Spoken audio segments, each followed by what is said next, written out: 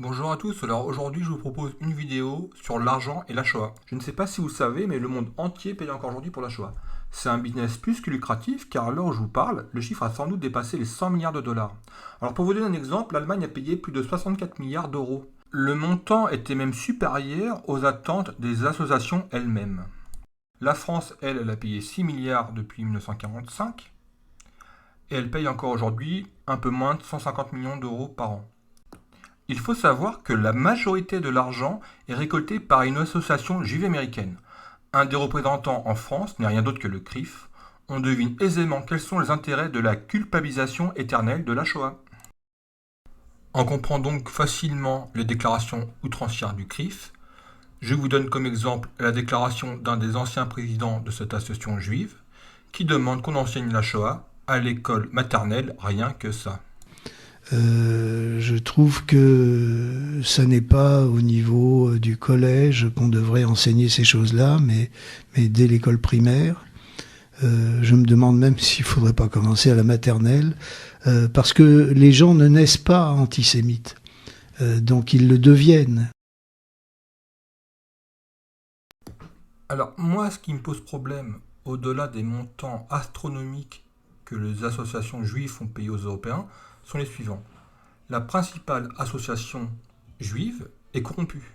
Elle est soupçonnée d'avoir détourné des dizaines de millions de dollars. Ce qui me pose problème aussi, c'est que les associations ont racketé les entreprises publiques avec des motifs plus que discutables, comme la SNCF, car elle a été accusée d'avoir déporté des juifs. Alors pourquoi pas, tant qu'on y est, avoir demandé à Michelin des réparations, car leurs pneus ont été utilisés pour les déportations. Enfin, on rêve là, c'est complètement dingue. Il y a aussi des milliers de fausses victimes qui escroquent les États européens. Je note aussi que les tziganes ont longtemps été exclus des réparations. Elles le sont même encore aujourd'hui. Alors moi, je vous donne une vidéo où les pouvoirs publics ont interdit les tziganes de déposer la gerbe en mémoire de leurs déportés à l'Arc de Triomphe. Regardez. On s'est battu pour la France, sous les drapeaux français, et puis la reconnaissance que l'on a. Là voilà la fameuse banderole. Voilà, ils nous l'ont fait Le enlever. litige. Ils nous l'ont fait enlever. Voilà le litige.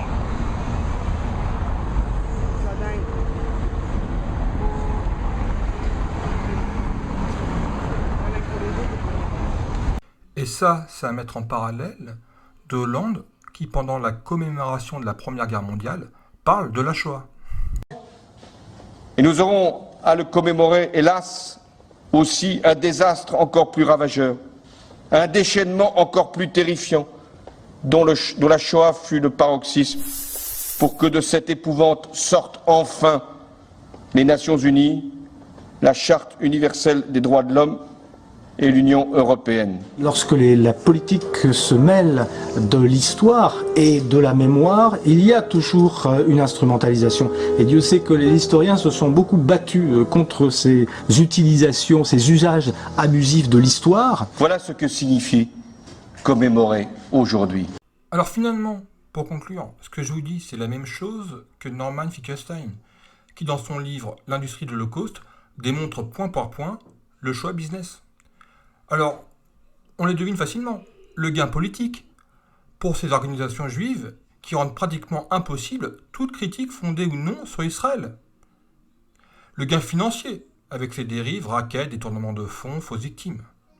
Alors, ce qui est étonnant, c'est qu'il y a très peu d'articles dans la presse française sur ces sujets-là, alors que c'est dans l'intérêt de tout le monde de les dénoncer. Et puis surtout, ça permettrait de faire baisser l'antisémitisme. Car quand on voit cette industrie macabre où finalement on crache sur ses morts pour gagner de l'argent, je veux dire, quand on voit ça, on valide les pires clichés antisémites. Et ça, on sait que ce n'est pas possible en France. Je vais peut-être rappeler cette évidence, mais pour faire baisser l'antisémitisme, il faut que la communauté juive soit exemplaire. Et qu'en fait, elle fasse le ménage dans ses rangs, et que les pratiques qu'elle juge inacceptables, qu'elle fasse tout pour les arrêter. Enfin, pour moi, je sais pas, ça me semble évident. Donc l'intérêt des Français et puis de la communauté juive en particulier, c'est de se plaindre de ces excès.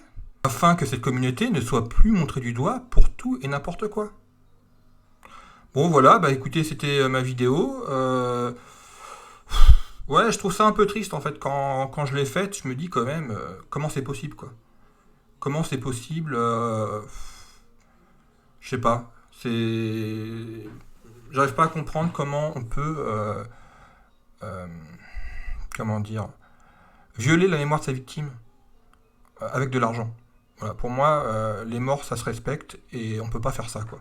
Donc j'espère vraiment que tout ça s'arrêtera rapidement et qu'on pourra tourner la page, tout simplement. Sur ce, je vous dis à bientôt et peut-être une prochaine vidéo.